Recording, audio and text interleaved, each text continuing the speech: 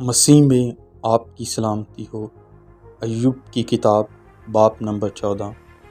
انسان جو عورت سے پیدا ہوتا ہے تھوڑے دنوں کا ہے اور دکھ سے بھرا ہے۔ وہ پھول کی طرح نکلتا اور کاٹ ڈالا جاتا ہے، وہ سایہ کی طرح اڑ جاتا ہے اور ٹھہرتا نہیں۔ سو کیا تو ایسے پر اپنی آنکھیں کھولتا ہے اور مجھے اپنے ساتھ عدالت میں گھسیٹتا ہے؟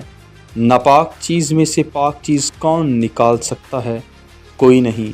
اس کے دن تو ٹھہرے ہوئے ہیں اور اس کے مہینوں کی تعداد تیرے پاس ہے، اور تو نے اس کی حدوں کو مقرر کر دیا ہے جنہیں وہ پار نہیں کر سکتا۔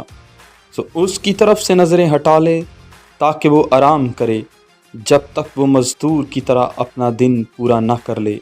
کیونکہ درخت کی تو امید رہتی ہے کہ اگر وہ کاٹا جائے تو پھر پھوٹ نکلے گا، اور اس کی نرم نرم ڈالیاں موقوف نہ ہوں گی۔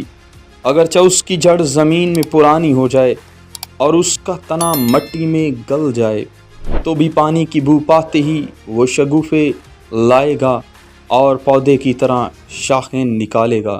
لیکن انسان مر کر پڑا رہتا ہے، بلکہ انسان دم چھوڑ دیتا ہے اور پھر وہ کہاں رہا؟ آمین۔